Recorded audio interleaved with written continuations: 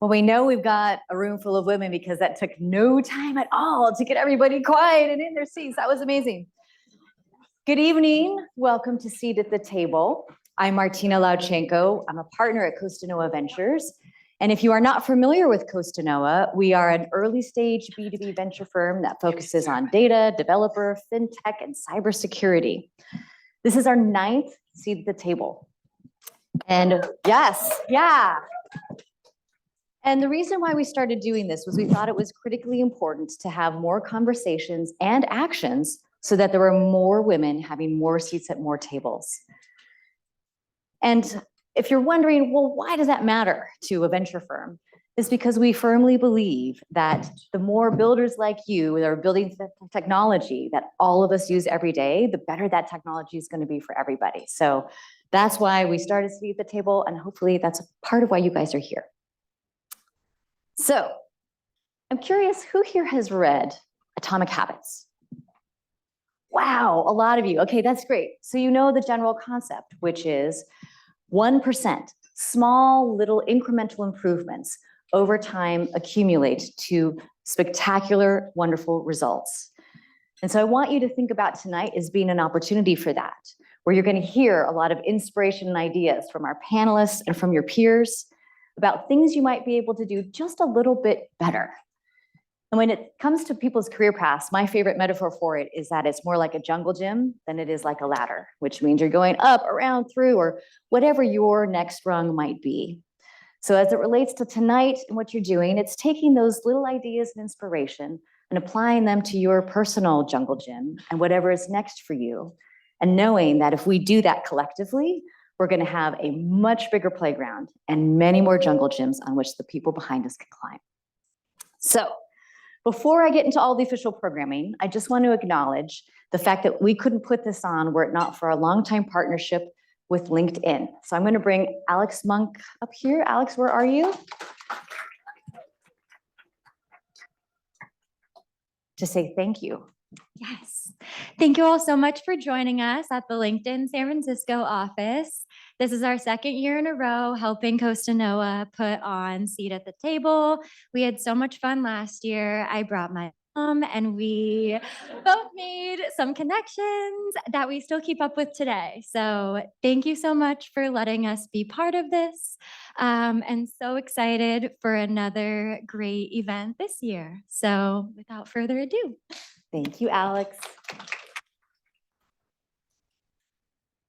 So we always like to get a little sense of who's in this room with us. And it also helps us direct the panelists to, okay, where is everybody? What are they all about? So I'm going to ask a short series of questions, and this includes my panelists. If you agree with the statement, go ahead and stand, and I'll sit down too so I can participate. So if you agree with the statement, go ahead and stand, look around, and then you can sit back down. First question, I'm an introvert.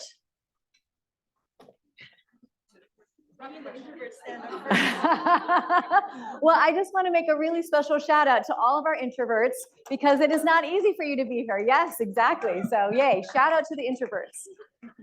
Okay. Yeah, get comfortable being uncomfortable. It's part of how we grow. I, or my parents, were immigrants. Wow, look at that. That's pretty amazing. So a lot of immigrant blood. Yeah, immigrants, we get the job done. All right, for this next one, for this next series, the next 3, you can stand up for multiple ones. I'm an engineer. I'm a product person. I'm a founder. Love it. Okay, just because I can't quite track, but how many of you had your hands up for all 3? Okay, that's awesome. And that is what is it called in hockey when you get the triple whatever, somebody, ice hockey? Hat trick. That's the hat trick. Thank you. You can tell that's not my jam. Yeah, I'm not asking who among us are hockey fans. Okay, so I'm using Gen AI daily in my job. Awesome. Well, hopefully you can teach some of us what you're doing and what it's doing for you. I'm early in my career, so first up to the first round of management. So first job, early in my career, first rung of management. Yay, yes, exactly. Future. I'm a group or director level in my job, in my career, kind of mid-ish, yes. You are making room for those that are coming behind you. And now I'm VP, SVP, board, C-suite. Well, that's a really nice spread. So yeah, exactly. You guys, you're killing it. All right, but now you guys in the panel know about what the distribution is of the folks that we have here. And last but not least, I have already binge watched the first half of season 3 of Bridgerton.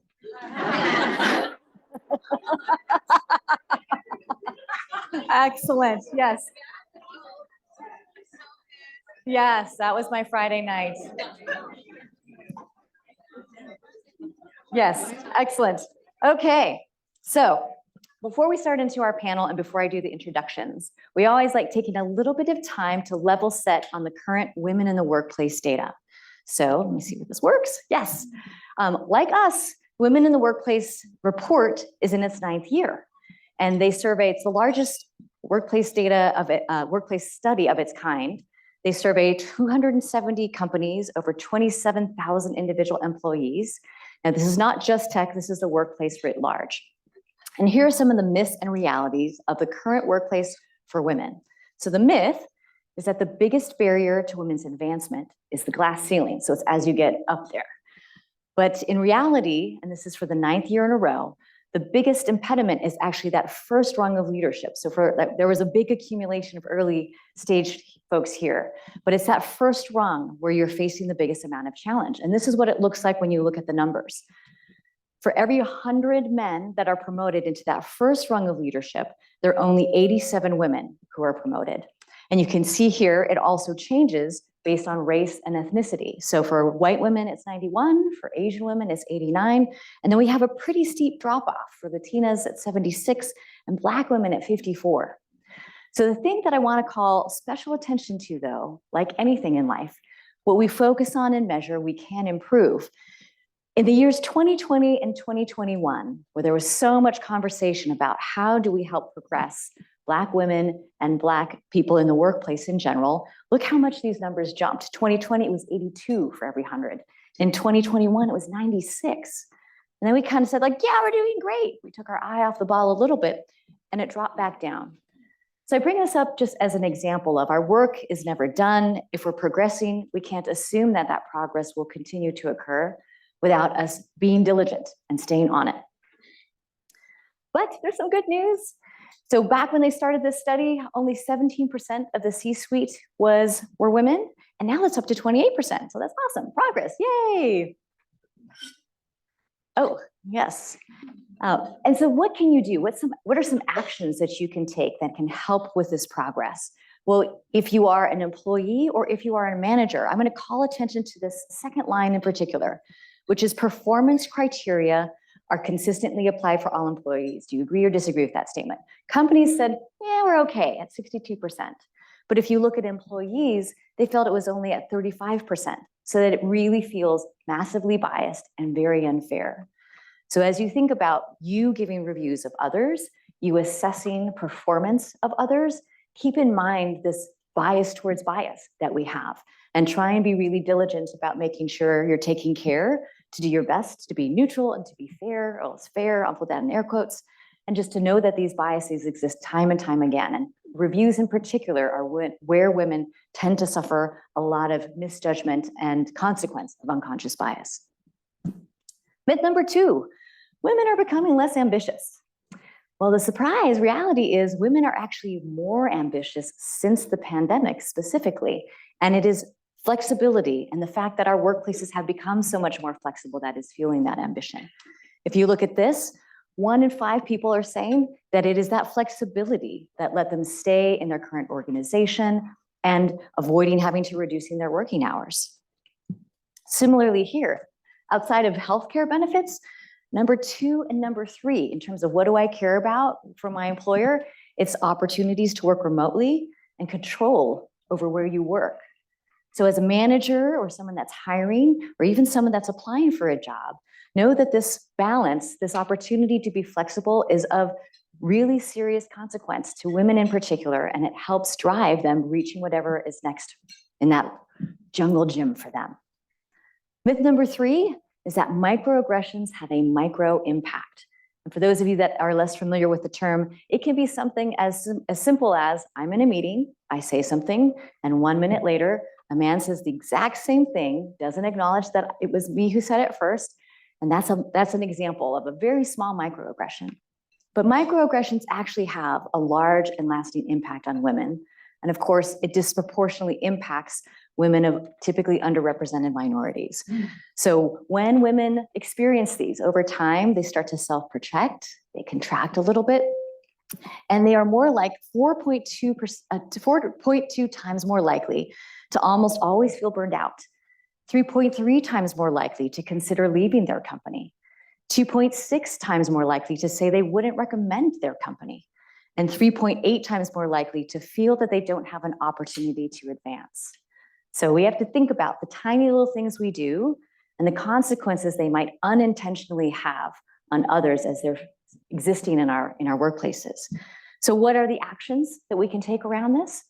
Well, the biggest one is to really see if you can create a culture where it's normal to surface microaggressions, where I can give little micro bits of feedback. Hey, I know you didn't intend this, but when you said this, did you realize that I had said it too? Or this is what would have made it go down a little better. Or in the future, I'd appreciate it if X, Y, and Z. Normalize that sort of quick adjustment and feedback behavior inside of all of your teams.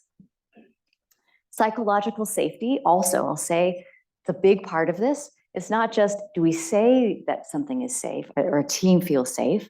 It is very much around, can I say something that is very different than the prevailing opinion in this room at this moment and feel that that is okay, that I'm not diminished or I'm not going to be punished as a consequence at some future point in time for having a different point of view.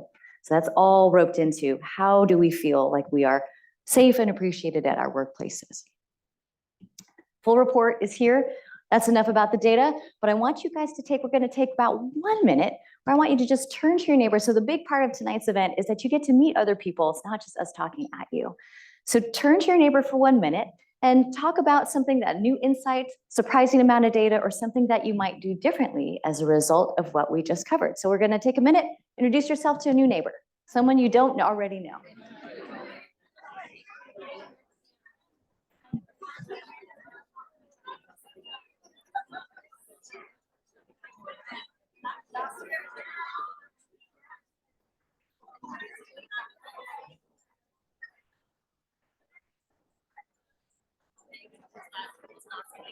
I'm surprised about the women are less ambitious.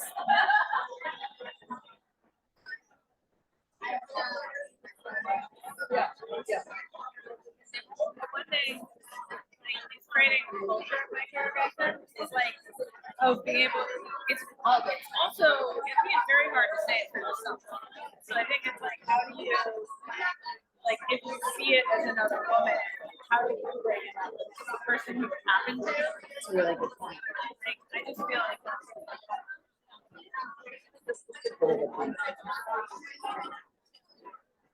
Okay, we are at time.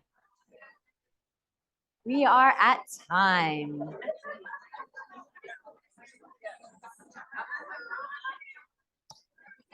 So while you guys were talking about that on stage, one of the things we were talking about was the surprise that that there's a prevailing point of view that women are less ambitious. And also sometimes that microaggressions, sometimes it's hard for you to bring it up for yourself. And so if you are witness to it or you see it, to say something or to be a support and an ally for someone who has had something like that occur, because sometimes it's hard for us to do it ourselves. I will say that Taylor did this for me last week, where I was like, did you hear that?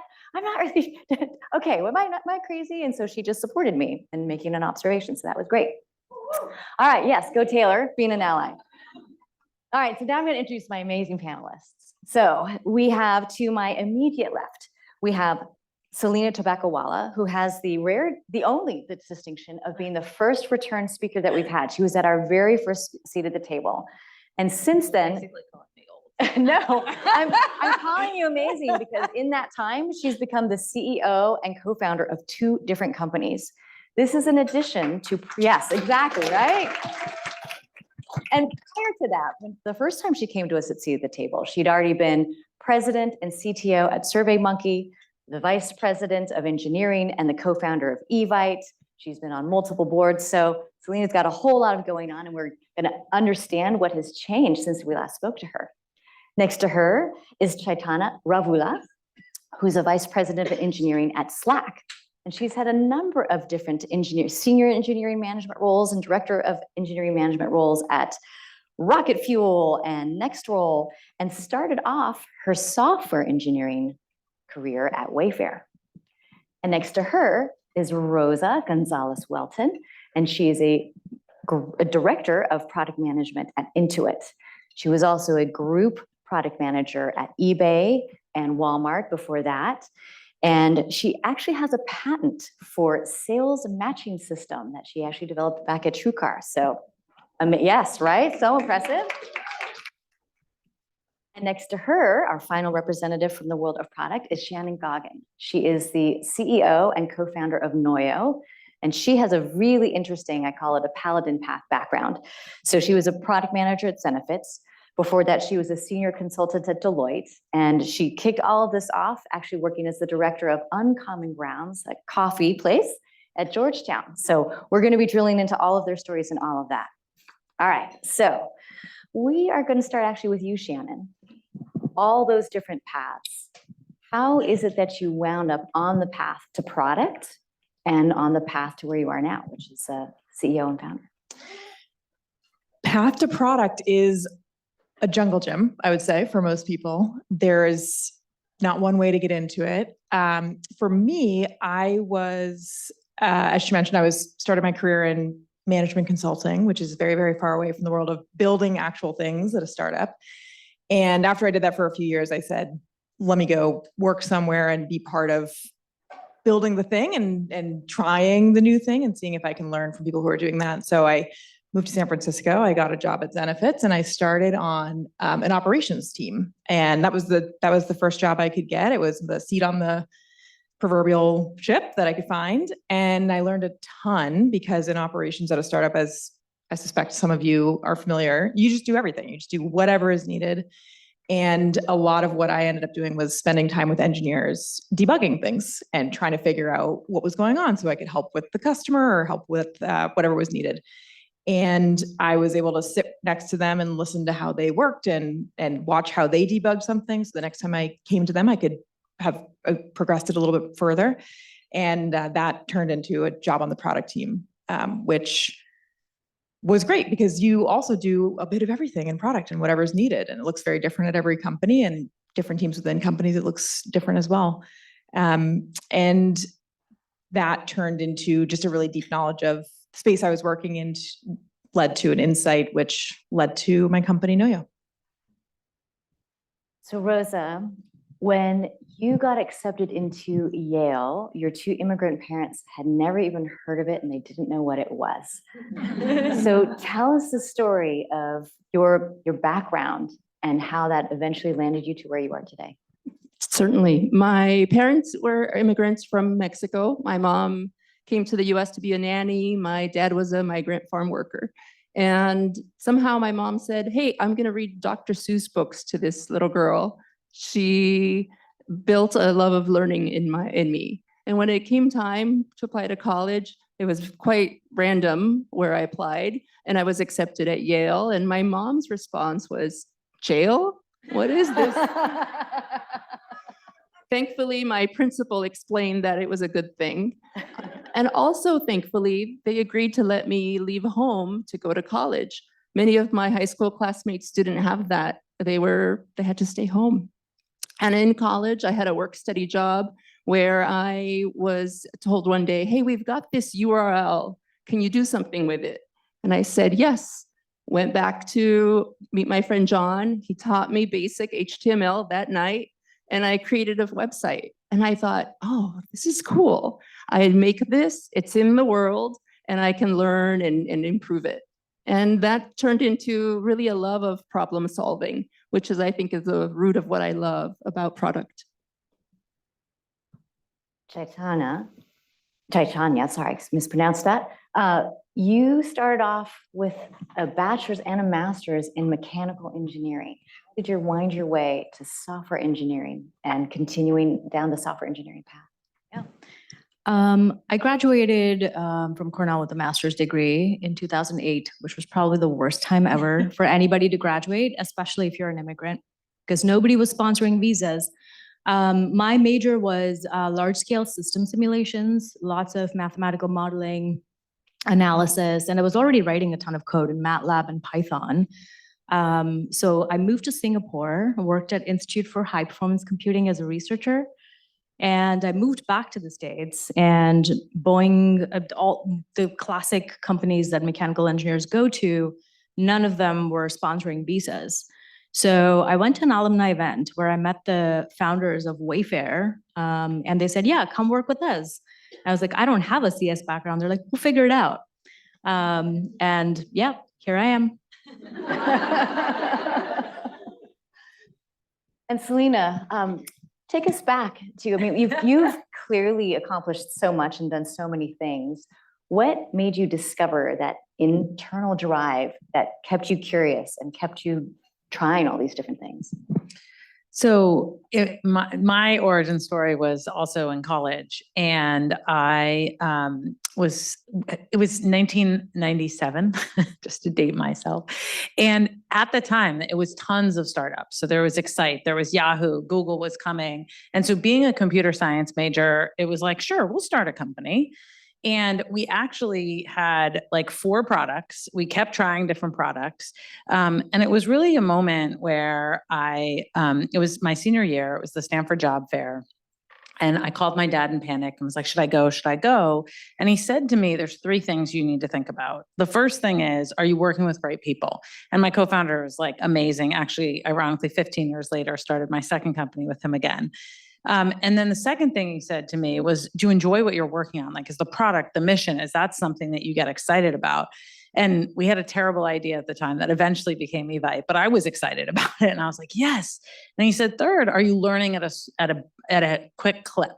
Like, are you learning fast? And I was like, yes, I'm absolutely learning. And he's like, well, then if those 3 criteria are met, then you should stay where you are.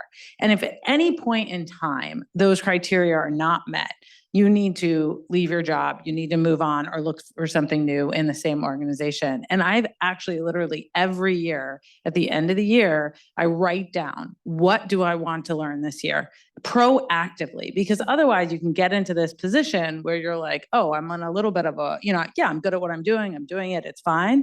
But you're not actually continuing to learn and be curious. And that will make you stuck. And so, that's kind of been my approach for the last many years. Well, I think that's a real common thread amongst all of you, is that you had curiosity wherever it is that you landed. And you're like, oh, well, why consult on things that are built and why not build them myself? Or even though I haven't heard of this, or this seems to be an uncommon path, I'm going to make that leap. But I will also say all of you have gold-plated backgrounds and pedigrees, right? So Stanford, Yale, Cornell, Georgetown. I'd love to hear a story, Shannon and Rosa in particular, because you guys work with really different kinds of teams that are pretty big.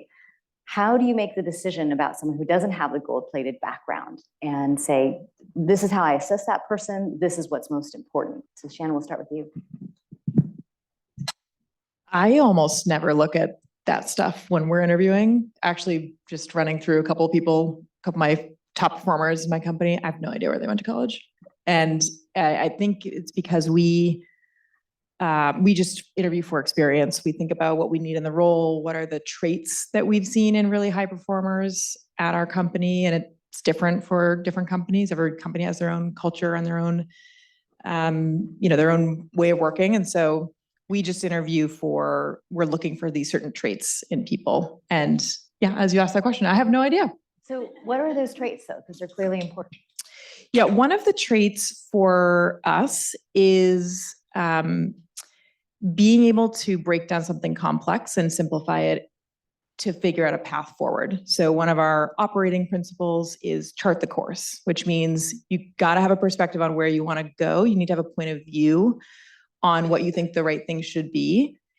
And that should be informed by curiosity, by asking questions, by learning, and then you should update that point of view when it should be updated. But you really strong performers at our company are able to chart the course and say, okay, we have to go way over there and we're starting here, and there's a million reasons why we're not there yet and things that are going to stand in our way, but I'm going to figure out the path and be able to move the group forward or move the client forward or move something forward.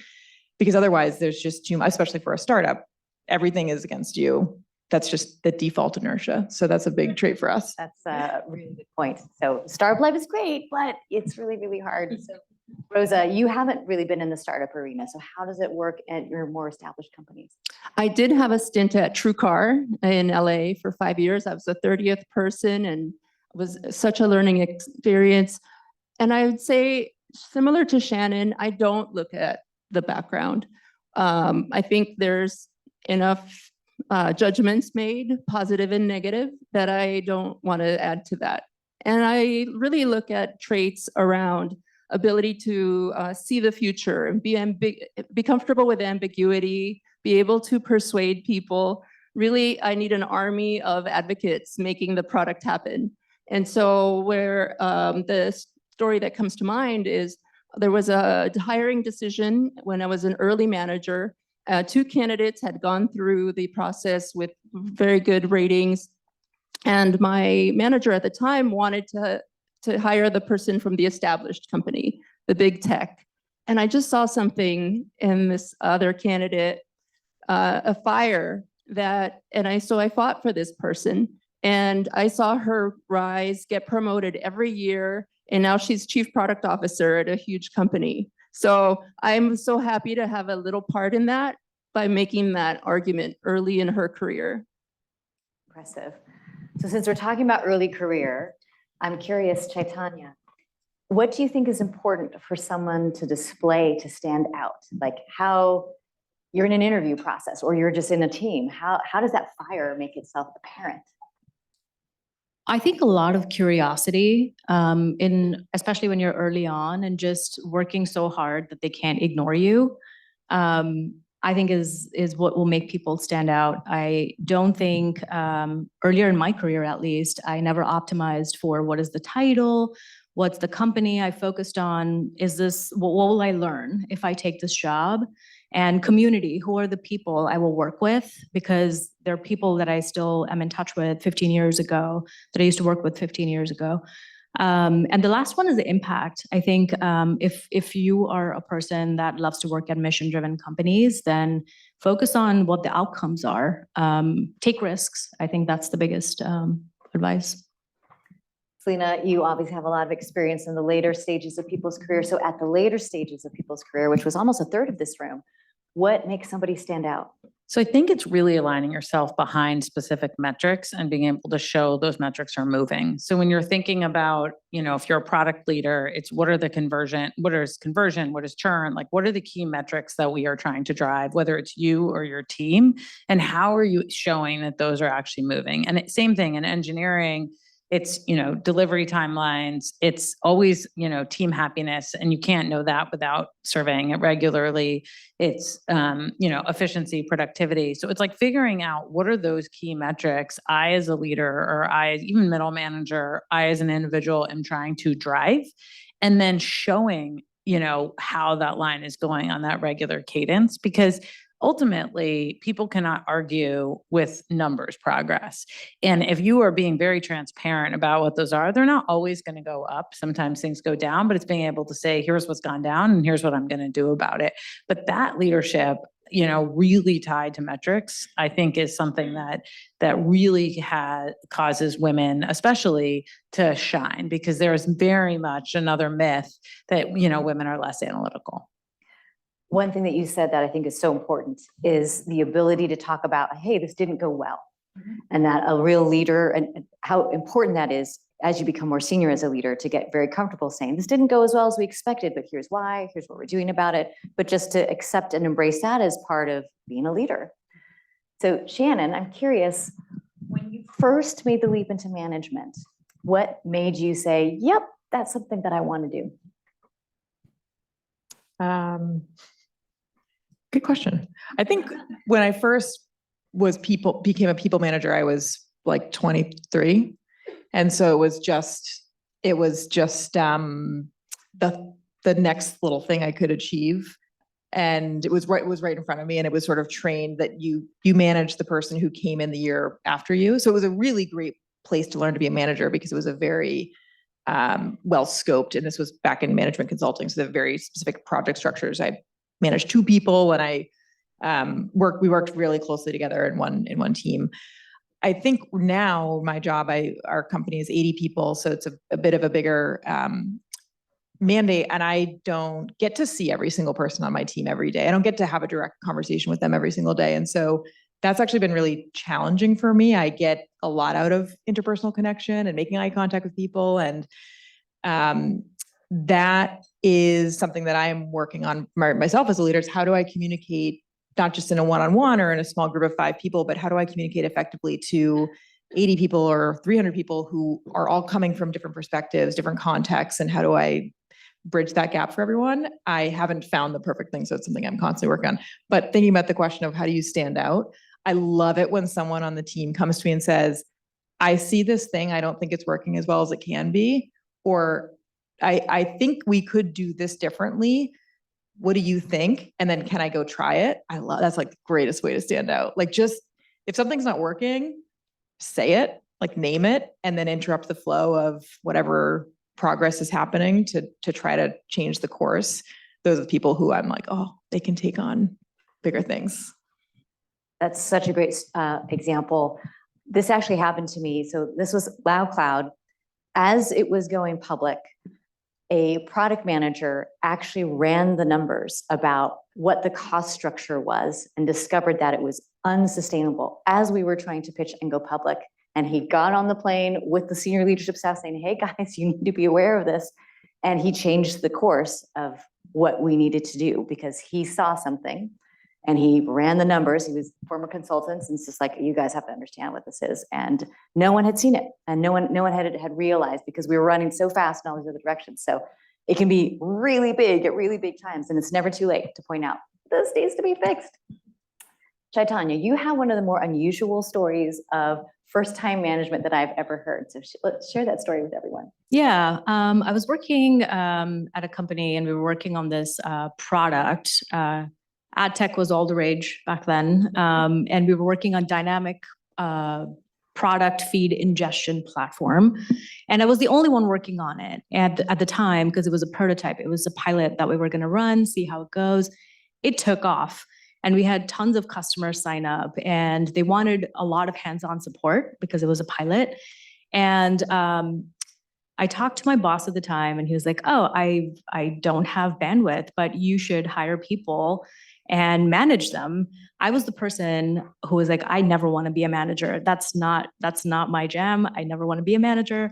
But we ended up hiring 2 contractors, because that felt like, low enough risk.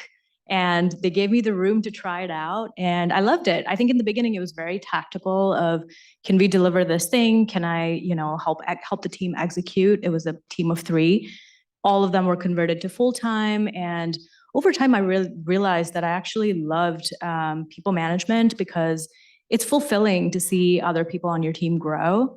And now I think all these years later, I always approach it from a place of, we're not all going to work at Slack or insert whatever company forever. And it's a small world. So I think that's my story. Rosa, if you have superpowers that aren't as obvious or visible, or it's not clear, like, hey, you need to scale, so let's put some people underneath you, how might somebody let their superpowers be known in either a promotional situation or just even trying to get more recognized? Yeah, I think about this both how I've developed and how I coach others. For me, a lot of what I do well and I had to hear it over the years from others, is that I could bring different teams with different goals together and get a thing done that hadn't been done for 3-5 years. And they said, oh, that no one can ever do that, but I could do it. And that's a hard thing to explain and prove. And so what I've done is develop case studies. So help understand what the situation was, the proof, all the people who had to be turned to see the light, and the outcomes. And what that's helped me do is convince people for a perennial problem, like goal misalignment, and it's everybody's struggling with it. And so what I learned and what I coach others is to say, be very crisp about what are the words you want people to use about you when you're not in the room, and use them and try to live them. And then have proof points, because for soft skills, right, that I bring, they're valuable, and I have to communicate that value. So before I got on stage, Brandon, who's out here, told me about one of our original seat at the table style events that we were talking about advocacy. And I know for myself, I've had almost exclusively male advocates for whatever reason. And the very first year we had seat at the table, the same was true for everyone on stage. All other advocates had been men.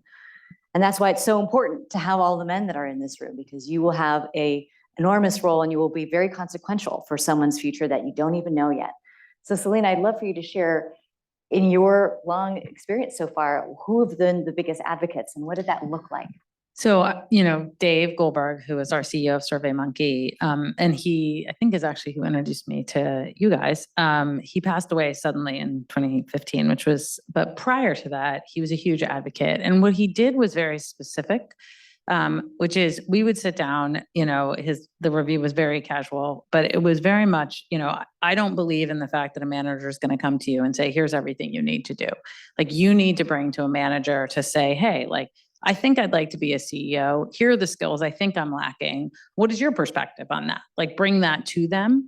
But when you bring that to them, then it's getting their input of how can I help you? Yes, I agree. Yes, I don't agree. Like, how can I help you do that? And a very specific thing was, he said, okay, yeah, I think for you to be a CEO, it would be very helpful for you to get on a board yourself. Because if you get on a board yourself, then when you're in the CEO chair, you understand how to manage a board. And then he made introductions for me. He used his network to actually help me get on a board. And that was on Redfin that I joined shortly thereafter. And so I think it is really, trying to get people to help. If you want to ask someone for help, it's trying to be as specific as possible with what is the help that you're looking for, because it allows somebody who is like an ally or a mentor or whatever to help you with that thing in a way that like is time management effective for them. So like when, so if people say, hey, like I'm looking for general like mentorship, that's very hard. If people say it's like, hey, like I'm about to raise a seed round, I need, I'd like some help reviewing my deck. Like, is there, is that something you'd be willing to do? It becomes an easier ask. And so that's where I feel is like to use these allies effectively. A lot is also on how you're engaging them. So you've had amazing advocates in your life, and you've also done a really good job of being hyper-specific in your asks. Chaitanya, I'm curious, you have a really unique point of view about mentorship versus advocacy versus what you can control on your own.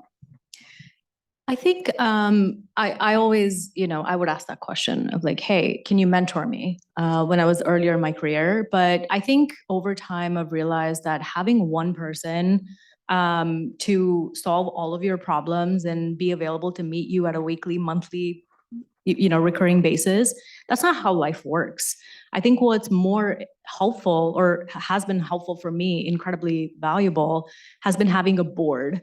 So I go to specific people for specific problems with specific expertise who are invested in my success. And that has been what has enabled me to kind of take on bigger and bigger challenges, even though I never felt ready for any of them.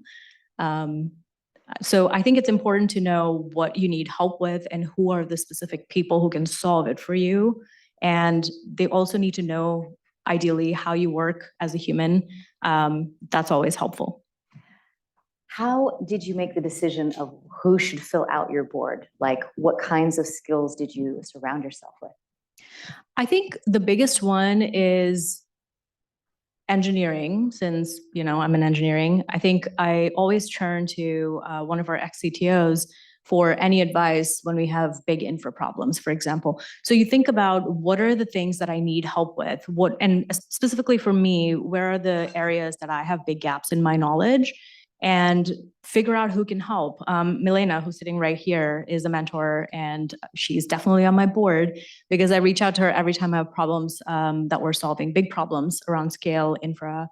And I reach out to somebody for difficult product decisions, because I usually work in 0 to 10, 10 to 20 type of product feature development. And you need somebody who can make really sound product decisions. So I think reflecting on what I need help with is the first step, and then figuring out who are people who know how you work and would they bring that particular expertise is super helpful. And just to add to that, when you're doing a startup, it's very similar. Like, you have to look and figure out, like, I don't have necessarily brand marketing expertise. This is the first time I'm doing something that has a physical product and we need shipping and fulfillment. So we brought on an advisor who has that specific skill set. So it's really thinking about, and so your mentors and your advocates may change over time as your needs change. And so I think that recognizing what are the things you're looking for right now and just and asking for those asks is very important. And Martina, I'll add, I think there's a lot of value. I've experienced value in a peer group. I met 3 women in a coaching program at the end of 2020, and we meet every other week. They know what drives me, my values, my vision. And when it comes to those tough moments, I can reach out to them, but they also challenge me to say, hey, are you thinking big enough? Is this really, this opportunity in line with where you want to be? So they're a good check because they have that context and continuity. So these are all the ways in which you guys have created guideposts for yourselves that are guardrails to help you succeed. And Shannon, you can't be in a startup and not have experienced failure. So Everything is great. So what has been one of those experiences where you've just taken this incredible life lesson that you continue to bring forward with you? Well, so my company is, we're an enterprise company, which means we sell to very large customers. We're an infrastructure company as well. So we do a lot of big builds at the beginning of our work with a customer. And when we were a very early stage company, we were able to sign clients, public companies, very big deals for a 5-person, 7-person company. And so each client that we took on required basically everyone's full attention. And so that's great. It's very exciting to land a big customer when you're a small company, but it's also a bit risky because it's going to take up all your time. And so then when you sign the second customer, you don't have, 7 more people. So you just have to figure out how to make it work. And startups, you have to find product market fit, which means you have to experiment, you have to test. And so there have been times where I've challenged our team to experiment on something new, but actually it's signing us up for a pretty big, the experiment is big. The cost is high. The risk is higher than, when you're first management experience, like low risk, let's figure out how to scope it. And so there have been a couple times where we've taken a bet on something that took a lot of time and energy from our team, stretched us thin from things that were really important and were working well. And then we had to, figure out how to sunset the thing that we tried and manage, the emotional investment that you put into starting up a new product or a new client or a new project, and just owning the decision, because you have to make decisions with no data, and that's the job. So the lesson, I think owning it and speaking, not being afraid to, I think there were times where I waited too long to turn it off because understanding what I asked everyone to do to make it work. But then as soon as we realized, hey, this isn't where we should be spending our time, doing that faster and not being afraid to own that conversation with the team and just speak about it candidly. So those are big business-oriented decisions. But Rosa, I'm curious for you, when you look back at what are the big life lessons that I pull forward, emotional, business? Which are the ones that stick out in your mind? One recent one I'd love to share is a time when I failed to recognize that I was no longer valued or respected in a role. And my mind told me, my story was, oh, I can turn it around. I can recover from this. I can continue to protect the team. My mind was telling that story, but my body had a different story to tell. I remember one day I saw my face on a Zoom meeting and I didn't recognize myself. I was in a corner of the screen. I looked afraid. And in a physical therapy session, the PT put his finger next to my shoulder blade and I started bawling. And I realized my body knew this was over. And so when I think about greatest moments in Rosa's history, that day when I said, I'm tapping out, that stands out as a huge win.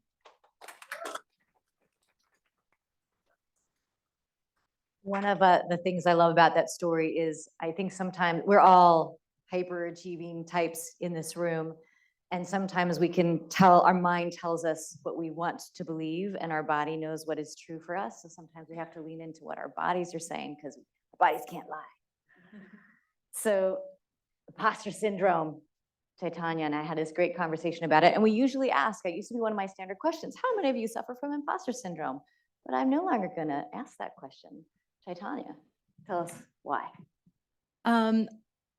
I had watched this video, actually, Milena sent me this when I was about to take on this big project and I wasn't feeling ready for it because I felt I didn't have the skills for it. I didn't have the knowledge for it. And she sent me this video about, it was actually a commencement speech by Reshma Saujani, who's the founder of Girls Who Code.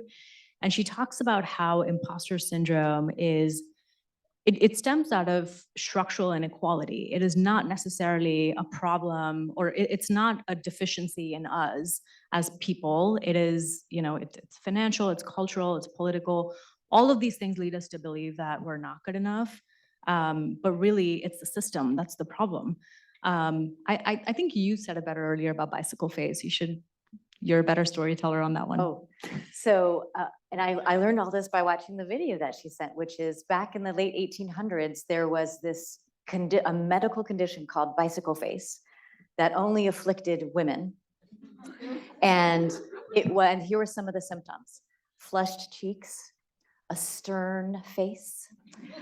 And basically what was happening in society at that time was the bicycle was this vehicle of freedom for women to not have to rely on men to get them from here to there. And so they were diminishing the fact that, oh, you can't have bicycle face, that's a bad thing. And so it was just another example of, is this the modern bicycle face where we are not believing that we in ourselves, and we're believing someone else's framing as opposed to our own, which is we are all inherently capable beings. And everyone has a moment where they feel like, I'm a beginner at this, but you're part of the human condition. So just show up. Everyone else has the same feelings of discomfort, and it's not imposter syndrome, it's being human. It's natural and expected. Yeah. So I'm no longer going to ask about imposter syndrome. So none of you suffer from it. Yes. And let that be the one takeaway that you take out of this evening. All right. So founder, multiple times you've made that choice. It's a big one. It's a challenging one. How did you make that decision the first time, and how's it been different the second time? So I talked a little bit about the first time. I was a little bit falling into it. The second time was 15 years later, and then we bought, that company got sold, and then I recently started HomeBoost, which is in the climate tech space. And it generally comes back to, for me, is what am I passionate about? And literally back to those same principles of like finding great co-founders that I really want to work with, working on a problem that I really want to solve. So right now, HomeBoost, we're trying to help people save money on their electrical bills, be more comfortable in their own home over here, we're going to hopefully reduce their greenhouse gases. And so it's something that you have to be able to think about, 6 days a week, 7 days a week, and be very curious about the topic. And then I think the third piece is as you get further in your career is people always talk about opportunity cost, which is like, well, if I start this, like I could be working at Google and making a lot more money, or I could be, advancing my career in a different way. And I think the thing with starting a company is that you learn very fast and you try to find product market fit very fast, but there's these naturally built-in gates, right? So there's like pre-seed funding, seed funding, Series A funding, or do you get to revenue? And like those gates allow you to have checks, which is like, you're not going to be able to raise the next round of funding if your business isn't working. And, so there is a time frame. Like you start a company, you generally have like a year to 2 years to make some progress, to show something, to raise more capital or have revenue to be self-sustaining. And so for me, I don't necessarily think about it as like, okay, I start a company. Like, yeah, hopefully you'll get to a place where this is your next decade or 2 decades, but that's 1 in 1,000. So really it's like, is this something I want to dedicate the next couple of years to see, can I make it into something? And like, take that risk and try. It's so fun. And so, I think if you reframe it as like in that from a mindset perspective, like, which is that, okay, what does it mean to jump in and start a company? And it's not that I don't think that I want HomeBoost to be one of those 1 in 1,000, but it's like, so you want to obviously think you can build something that great, but you also have to think about, from your own perspective, is this something that I want to like learn about, dedicate, take that jump and think about day in and day out. Shannon, has it been any different for you? What you said about finding someone you want to build with and being able to do that, and you bring your second company with the same co-founder is amazing. I started the company with 2 co-founders. We had worked together at our prior company. We were all very close outside of work, and then we started the company together. And just knowing that those were people I could count on every single day, loved spending time with, hard times or not hard times, and that was really great. But I think what I didn't expect was a lot of the people that we brought onto the team are now I have the same relationship with them. There's people on the team who've been with us for 6 years. We've built everything together from scratch. There's people who've joined more recently who are just the same way, but it's being able to tackle something really hard and knowing just the people in this room, we're the only ones we can count on to figure it out. There's not another 1,000 people in another part of the company that we can call on for help. It's just us. It's everyone here. And that's really empowering. There's so much opportunity. There's so much fun. It's the good kind of stress where it's like, all right, let's figure it out. We have to. And so that's why I love people who will raise their hand and say, I want to do it differently. Or I saw this thing not work. I'm like, oh, you noticed that? Good. Can you fix it? That would be great. We can't have a panel of builders and not ask how you guys are leveraging or using generative AI in what you're building. I mean, we're using generative AI. We're using a ton of computer vision AI with the house scans and room scans, but honestly, we're using generative AI a huge amount for product and marketing, just in terms of like, whether it's testing messages, whether it's, writing copy in the product, whether it's all of that, like generating, and also research. Like we're using it a ton for research in terms of like a first set of research on any problem is amazing. And then obviously engineers are using Copilot and stuff like that. But for me, it's just like a first place to start for like almost any initial context is like, I just now go there instead of search. Yeah. So what is exciting for me is that my focus is expertise. And for a small business, for you founders, when you have to use accounting software, payroll software, you don't care about the complexities of compliance, all of that. And so with that focus, we've been able to bring together AI plus humans to really shortcut those questions. You don't want to deal with an IRS notice. Nope. And so that's what makes it fun to see how much more could we do? What does advisory look like in this hybrid AI and human model?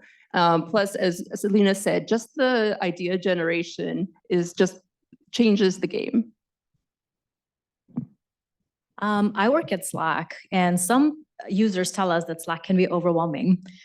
Just the number of channels, just the number of chatter, it's really hard. Imagine you go on a vacation, you come back a week later, you don't know where to look and you don't know how to catch up. That takes a whole day in itself. And that is what we're doing with AI at Slack.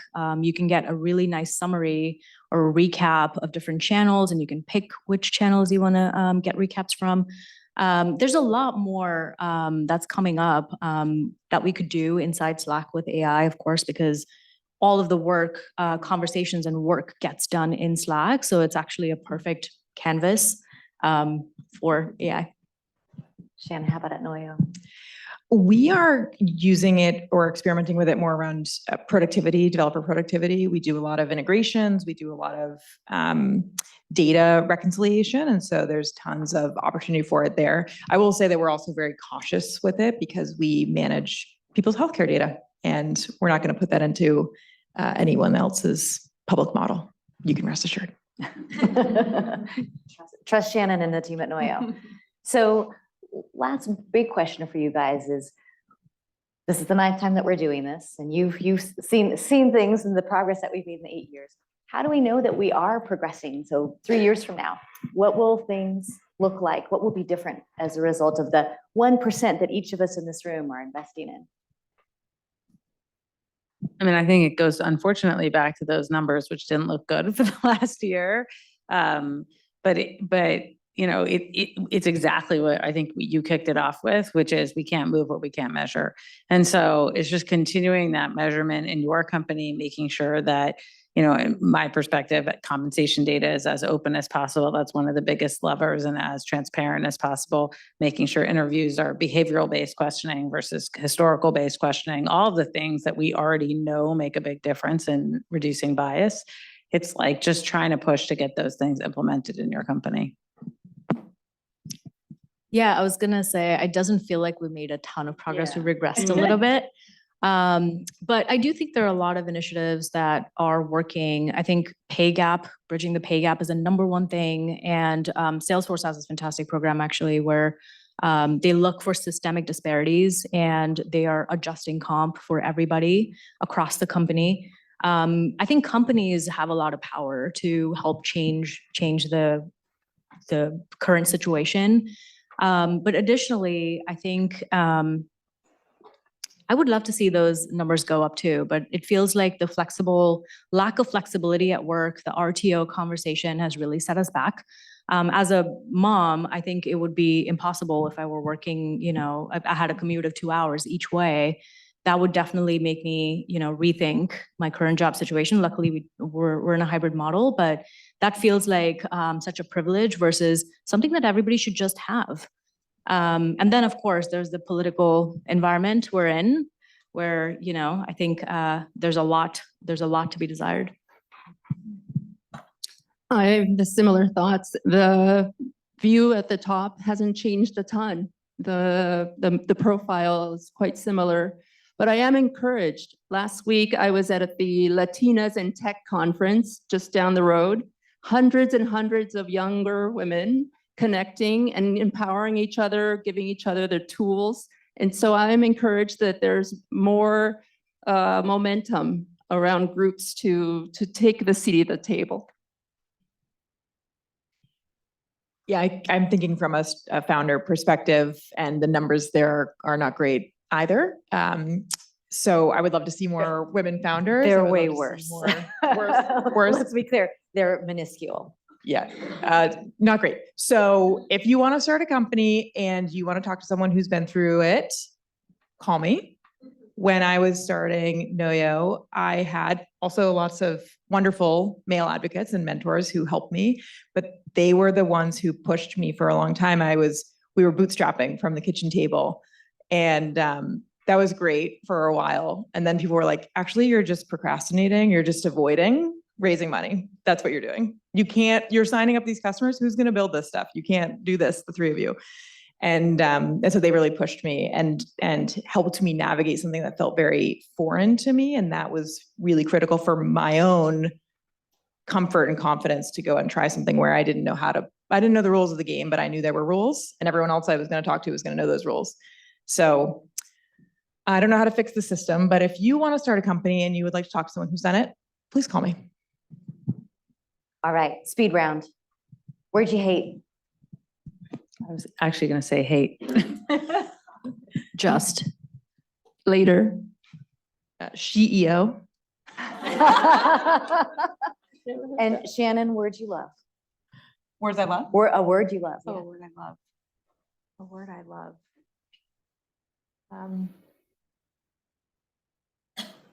I don't know. Wow. Come back to me. All right, we'll come back to Shannon. If. Food. Ocean. Ooh. I was going to say relaxing. Awesome. Well, I cannot thank our amazing panelists enough for sharing their incredible wisdom with us.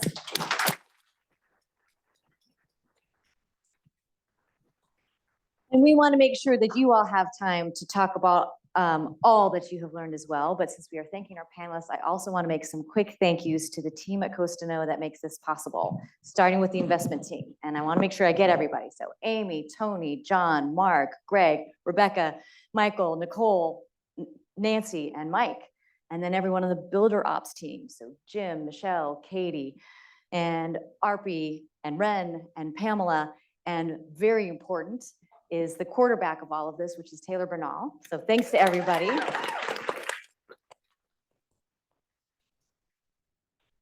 And we're going to give you an opportunity to reflect on what you've learned, what you might do differently. We can't change the system, but all of us can make one of those 1% improvements in what we do tomorrow and the next day. So we're going to take 2 minutes right now where you're going to turn to a different neighbor and share what might you do differently, what's falling into that 1% box or an idea that you might have had. So we'll set 2 minutes up on the shot clock, and then we'll come back together for our close. So meet somebody new that you haven't met yet. Differently. What's that? I know. Maybe later. Maybe later.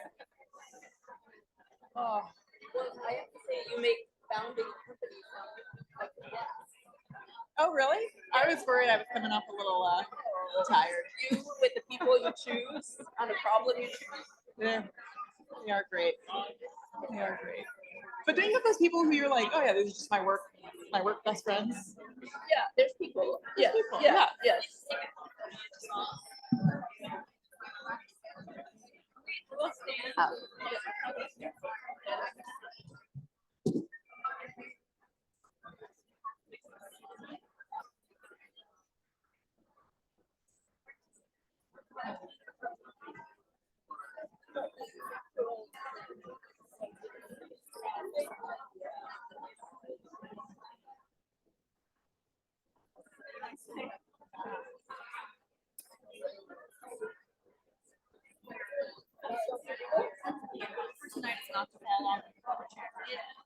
These are good chairs. I've been on chairs that are a little like, oh, where I'm Oh, yeah, and then you're just shrinking. Yeah,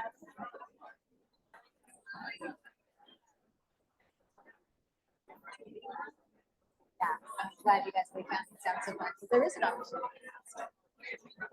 Also an opportunity to stay going.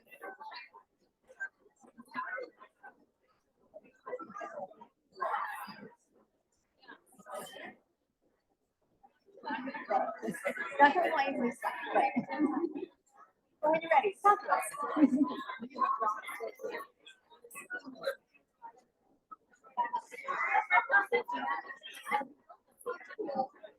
You have your door. I mean, that's the thing. It's much more of a safety net than you realize. That's what your backers are. That's what your advisory board is. You have a lot of people supporting you. Okay, we're at 2 minutes, and we want to give you guys enough time to be able to continue to network as a larger room. If you want to continue these conversations, when we send out a follow-up email to this, you'll have the opportunity to join our Slack Builders channel, and we encourage all of you to join that. And we also have our talent networks. You're seeing QR codes around here. Those join our talent network. It also lists if a startup sounded like a really cool idea, we have all the jobs that are available at startups that Costanoa has funded if they're interested or intrigued by that idea.